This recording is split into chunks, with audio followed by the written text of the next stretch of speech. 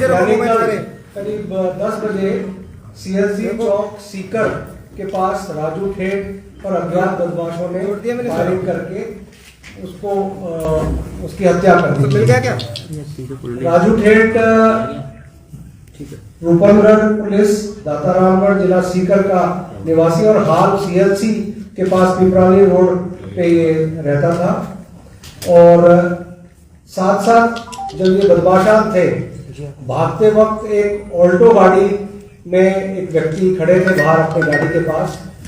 गाड़ी को चाबी छीनने के चक्कर में जब विरोध किया तो उस सिटीजन को भी, जो आम सिविलियन थे, ताराचंद पुत्र तुलछाराम जाति जाट, उम्र 45 वर्ष, निवासी दोतीरा, पुलिस थाना खाटू, जिला नागौर, इनके भी लगने से घायल हो गए हैं और इनको जब रेफर किया तो बाद में इनकी मृत्यु हो गई। एक अन्य व्यक्ति कैलाश चंद्र पुत्र हरिशंकर जाति माली, उम्र 40 वर्ष, निवासी राधा किशनपुर, पुलिस थाना उद्योग नगर, जिला सीकर के पैर में भी गोली इन बदमाशों ने मारी।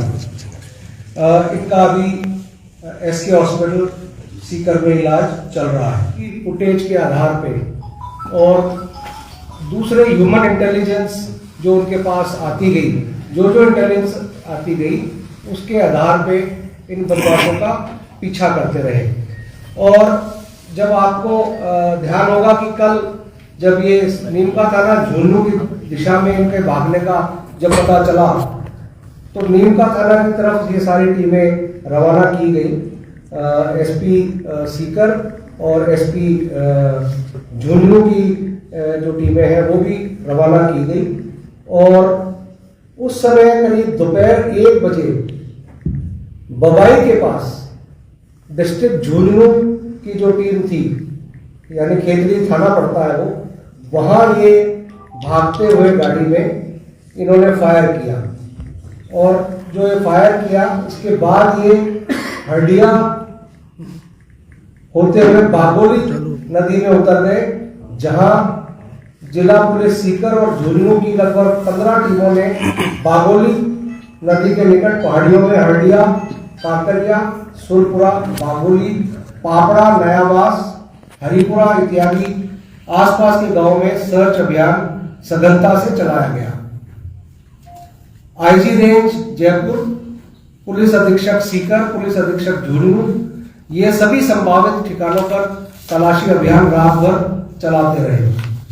और इस तलाशी अभियान का नतीजा यह रहा कि इन पे लगातार बदमाशों पे जो प्रेशर पड़ा और उस प्रेशर के कारण ये हरियाणा भागने में सफल नहीं हुए, जो कि इनका प्रयास लगातार था कि किसी तरह रात के अंधेरे का फायदा उठा के ये हरियाणा में प्रवेश कर जाए। लेकिन इतनी तलाशी जब ली गई तो पता चला कि तलाशी के दौरान हरियाणा के, राजस्थान और हरियाणा के बॉर्डर डाबला दोना क्षेत्र पड़ता है। डाबला पाटन थाने का, हमारे सीकर का इलाका भी है और डाबला एक हरियाणा में भी है। तो सराय हरियाणा डाबला सयालोदड़ा थाना पाटन के नजदीक पहाड़ियों के पास खेतों में ये बदमाश छुपे हुए थे। और रात को करीब 2:45 बजे मनीष उर्फ बच्चिया, पुत्र पप्पूराम जाति जाट, उम्र 25 साल, निवासी जोरावाली ढाणी, थाना नीमका, थाना शहर, और दूसरा विक्रम गुजर, पुत्र श्री कालूराम गुजर, जाति गुजर, उम्र 28 साल, निवासी बामरडा, जोड़ा, थाना खंडेला, इनको मैं विदेशी हथियार और जिंदा कारतूस के साथ इनको पुलिस ने दबोच लिया। पुलिस की घेराबंदी इतनी मजबूत थी, करीब जो कोटपुतली की और नीमका थाना की जो टीमें थी, उन्होंने करीब 100 पुलिसकर्मियों का रात को ये पूरे एरिया का घेरा बनाया।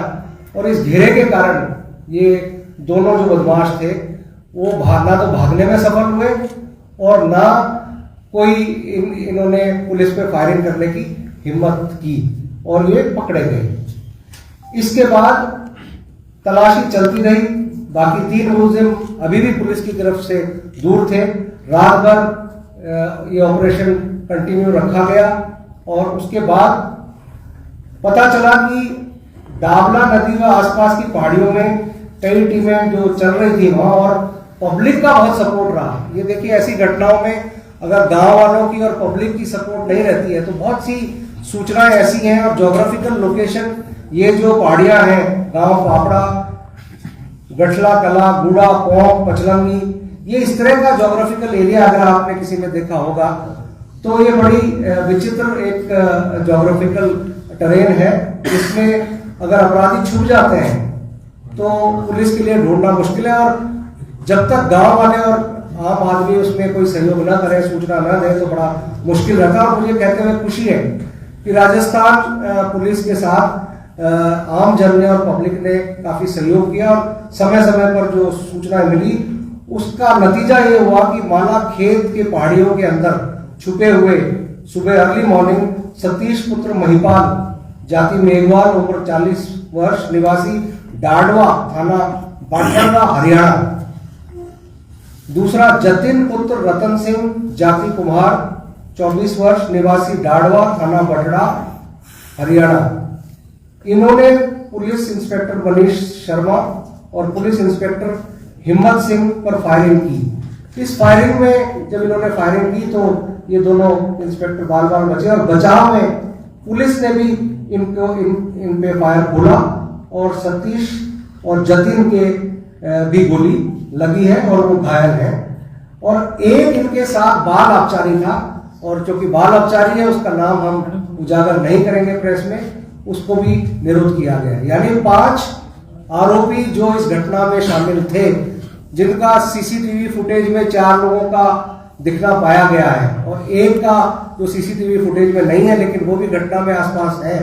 ये 5 जो मुलजिम, 4 मुलजिम और 1 बाल अपचारी, ये पुलिस की गिरफ्त में है, डिटेन्ड है। इनसे सस्टेन्ड इंट्रोगेशन किया जाएगा, और इंट्रोगेशन के बाद क्या इनको किसने भेजा, क्या इनका मोटिव था, क्या इनकी प्लानिंग थी, इनका क्या नेटवर्क है, उन सभी बातों पे गहन तफ्तीश पुलिस की टीम, स्पेशल इन्वेस्टिगेशन टीम जो गठित की जाएगी आईजी रेंज के सुपरविजन में, वो पूरा इस पे गहनता से तफ्तीश की जाएगी। और आगे पूरी की पूरी जो कड़ी है, इसमें हम अंतिम जो भी लोग होंगे प्लानिंग में अगर कोई है तो उन पे पुलिस पूरी तरह से पीछे पड़ेगी, और हम इनको शीघ्र पूरी कहानी को उजागर करेंगे और इनको गिरफ्तार करेंगे। धन्यवाद। सर, कारण क्या रहा इसके पीछे, ये इतनी बड़ी वारदात क्यों की गई, राजू सेठ को क्यों मारा इन लोगों ने? देखिए, जैसा कि मैंने बताया, अभी हमारे गिरफ्त में वो लोग आए जिन्होंने इस क्राइम को अंजाम दिया है। क्राइम को कई बार अंजाम देने के डिफरेंट मोटिव्स होते हैं। अगर इन्होंने अपने आप ही कोई दुश्मनी के कारण किया है, निजी दुश्मनी के कारण, वो तो अलग बात है। लेकिन अगर इंट्रोगेशन में ये बात आती है, पूछताछ में ये बात आती है कि ये किसी के कहने पे किया, तो जिसके कहने पे किया उसका क्या मोटिव था, उसके लिए पुलिस को इनके इंट्रोगेशन की, इनकी रिमांड की जरूरत पड़ेगी, जो लिया जाएगा, इंट्रोगेशन किया जाएगा, और आगे जो भी इनके लोग हैं जिन्होंने इनको भेजा है, जिन्होंने प्लानिंग की है, उनके बारे में कहानी उजागर की जाएगी। वो एक तफ्तीश का विषय है।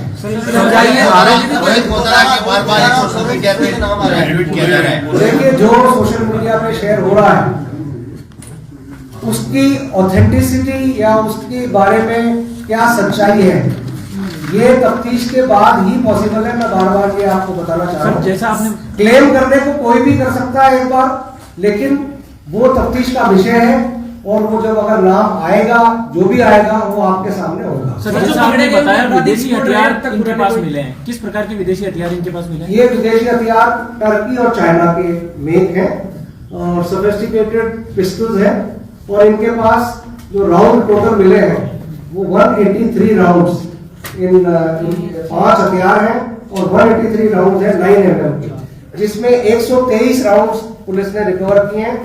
52 राउंड सीकर में फायर हो गए घटनास्थल पे, 3 बदाई में फायर हुए, और 5 जो हुए वो आज सुबह जो पकड़े गए, 2 मुलजिम और 1 बाल अपचारी, वहां तो टोटल जो राउंड थे 183, और पुलिस के कब्जे में 123 एमुनेशन राउंड 9 mm के।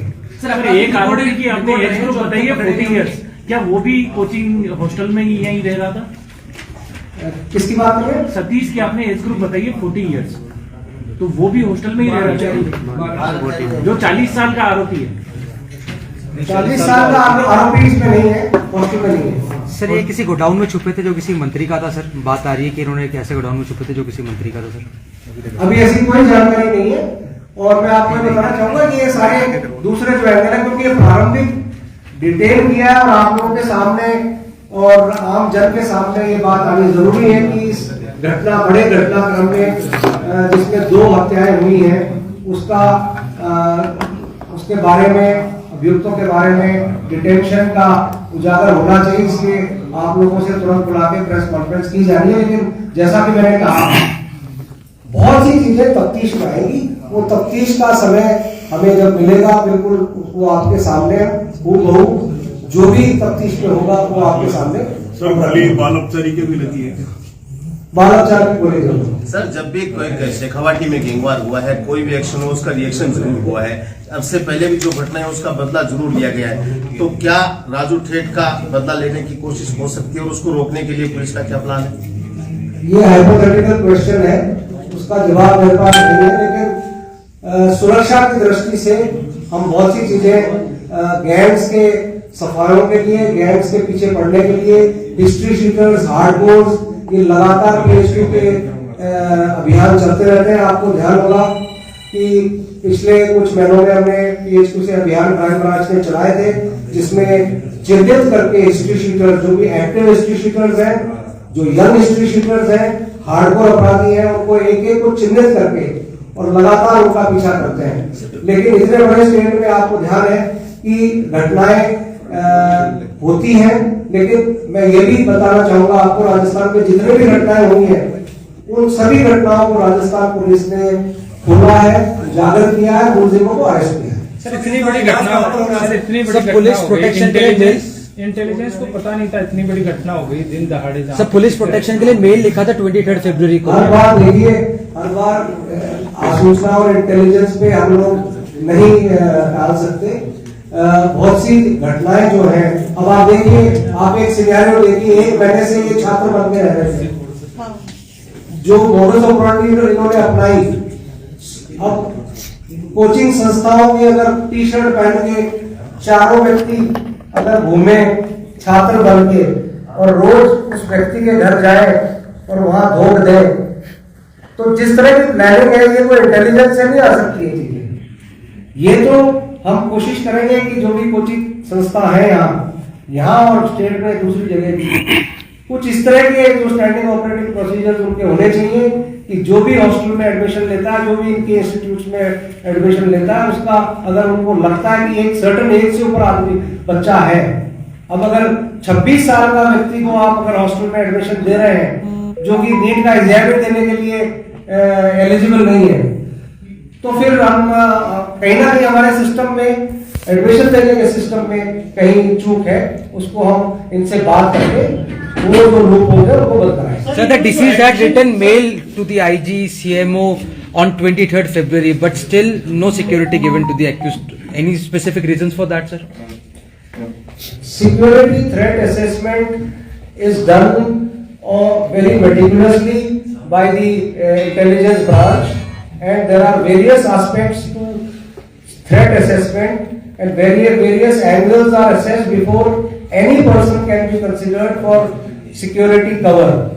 The intelligence branch works on the report of various agencies, district police, and to their mind and to their assessment, he was not a fit case for assessment for security cover, because he was alleged to have kept private security guards with him, and a person who has had criminal record of that sort, in any case, is very careful himself. So we did not find any reason to give him security.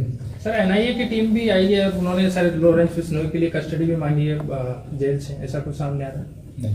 अभी ऐसी कोई बात हमारे सामने नहीं है। Sir DGP Umesh Mishra ने इस बात को माना है कि ये prima fascia act of revenge लग रहा है, अब तक आपकी जांच में कौन कौन ऐसे लोग हैं जो रडार पे हैं, क्योंकि सुभाष बानुड़ा का नाम आ रहा है, सुभाष बराल का नाम आ रहा है, और भी लोगों का नाम आ रहा है इसके अंदर। आप क्या इसका एक्ट ऑफ रिवेंज मांग रहे हैं सर रतन दृश्य? Prima facie yes that seems to be the case, लेकिन जितने भी नाम आ रहे हैं ये they are subject to verification and subject to investigation कि इनमें कौन असली इसका सूत्रधार है, अगर है तो कोई। सर पहले भी सीकर में 2017 में सरदार राव की हत्या हुई तो लॉरेंस बिश्नोई और जो जेल में बैठे थे उन लोगों की भूमिका थी, तो इसमें भी कहीं ना कहीं बड़ा ऐसा लूजबोल लग रहा है कि वहीं से टारगेट दिया गया है। तो इसको लेकर कोई विशेष जेलों की सुरक्षा और जो चीजें हैं उसको लेकर? निश्चित रूप से जेलों की सुरक्षा एक अनवरत प्रक्रिया है, उसके सुधार की भी एक अनवरत प्रक्रिया जेलों में कि किस तरह से जो ऑब्जेक्शनेबल मटेरियल है, सिम कार्ड्स है, इंस्ट्रूमेंट्स है, टेलीफोन इंस्ट्रूमेंट जो जेलों में जाने नहीं चाहिए, हथियार नहीं जाने चाहिए, वो एक कंटिन्यूअस प्रोसेस है। होम डिपार्टमेंट और जेल विभाग इस बारे में लगातार चिंतित रहता है और प्रयास भी करता है। लेकिन अगर आप देखेंगे कि एक सिम एक ऐसी चीज है, इतनी छोटी सी चीज है कि वो किसी भी रूप में छुपा के अंदर ले जाई जा सकती है, तो वो कई बार अंदर चली जाती है और उससे कई बार दिक्कत होती है। जो जिस तरह के क्राइम होते हैं, जिस तरह का थ्रेट्स और एक्सटॉर्शन कॉल जेल से कई बार होते हैं, तो लेकिन इसमें गंभीरता से पुलिस भी लगातार रेड देती है जेल विभाग के साथ मिलके, और कई बार उस रेड में इंस्ट्रूमेंट्स, मोबाइल इंस्ट्रूमेंट, सिम्स ये रिकवर भी करते रहते हैं। ये अनवरत प्रक्रिया चलती रहती है। रवि जी, चूंकि जो 5 आरोपी आपने गिरफ्तार करे हैं उनमें से कितने घायल है, तो हमको उपचार के लिए जयपुर रेफर किया जा रहा है? गिरफ्तार नहीं है, अभी डिटेन्ड है। उनको अभी हम लोग पूछताछ करेंगे, इंट्रोगेशन करेंगे और उसके बाद गिरफ्तारी डालेंगे। 2 घायल हैं क्योंकि पुलिस पे उन्होंने फायर किया, तो जवाबी फायर में पुलिस ने भी उन पे फायर किया। उनकी इलाज के लिए एक हॉस्पिटल में उनको ले जाया गया। कहाँ ले जाया गया मैं ये अभी नहीं बताऊंगा। क्या वो 2 सीकर वाले हैं या हरियाणा वाले हैं? जो घायल हुए हैं वो हरियाणा वाले हैं। सर पूरी प्रोसेस में जो हरियाणा के शूटर्स डिटेन किए गए हैं, क्या उनका एनसीआर में भी कोई पुराना क्रिमिनल रिकॉर्ड है और उनका किसी पुरानी गैंग से कोई ताल्लुकात वो पता कर काला वो अभी पूरा रिकॉर्ड ले लेंगे। अभी एक्चुअली हमारी फर्स्ट प्रायोरिटी है उनको मेडिकल एड दिलवाना, उसका फिर उसके बाद सारी वो टीमें हमने लगा दी है, उनका डेटा पूरा जो क्रिमिनल रिकॉर्ड है वो प्राप्त कर लिया जाएगा। ये एक बार जिस तरह का अभी दोनों बॉडीज का डिस्पोजल नहीं हुआ है, धरना प्रदर्शन भी चल रहा है, तो डिस्ट्रिक्ट पुलिस का पूरा अटेंशन आप समझ सकते हैं कि इस वक्त उस सिचुएशन पे है। एक बार उससे फ्री होंगे फिर ये सारे इन्वेस्टिगेशन। सर परिवार वाले धरने पे बैठे हैं सर, ताराचंद के भी और राजू ठेठ के भी, बोल रहे हैं कि प्रशासन से कोई बात करने के लिए तैयार नहीं है। किसान था ताराचंद जो है, उसकी बेटी वहां पे पढ़ रही थी, तो आर्थिक सहायता की मांग करिए। प्रशासन ने अब तक कोई बातचीत का सर आगे हाथ नहीं बढ़ाया सर। ये बिल्कुल बात कर रहे हैं, जिला कलेक्टर बिल्कुल संपर्क में है, उनसे उनकी पूरी टीम बात कर रही है और एसपी साहब और आईजी साहब भी लगातार उन लोगों से संपर्क में है। और जो भी एज पर लॉ जो मुआवजा मिलता है ऐसे केसेस में, वो मुआवजा तो निश्चित रूप से एज पर लॉ मिलेगा ही। और भी जो भी मदद मेरे ख्याल से राज्य सरकार और जिला प्रशासन के स्तर पर होनी है वो होगी। और मुझे बताया गया कि शायद कोचिंग इंस्टीट्यूट भी कुछ मदद करने की उन्होंने पेशकश की है, वो उसके बारे में कोचिंग इंस्टीट्यूट ही पूरा बता पाएंगे क्या मदद कर रहे हैं। फाइल करते हुए नजर आ रहे हैं सीसीटीवी में, लेकिन एक जो 5वां आप बता रहे हैं उसका रोल क्या है? क्या वो एक ही कर रहा था या उसको कोई रोल है? देखिए जैसा मैंने बताया, ये पूरा क्राइम सीन रिकंस्ट्रक्शन अभी होगा। कौन किस का क्या एक्ट था इस पूरी घटना में, कौन फोटो ले रहा था, कौन वीडियो बना रहा था, किसने गोली चलाई, किसने कितनी गोली चलाई, that is a matter of crime scene reconstruction. वो होके पूरा फाइल में एक एक चीज आएगी, वो अभी मेरे लिए बताना संभव नहीं है। सर आरोपियों के मोबाइल में कोई ऐसे वीडियो मिले हैं जो घटनाक्रम के उन्होंने बनाए हों?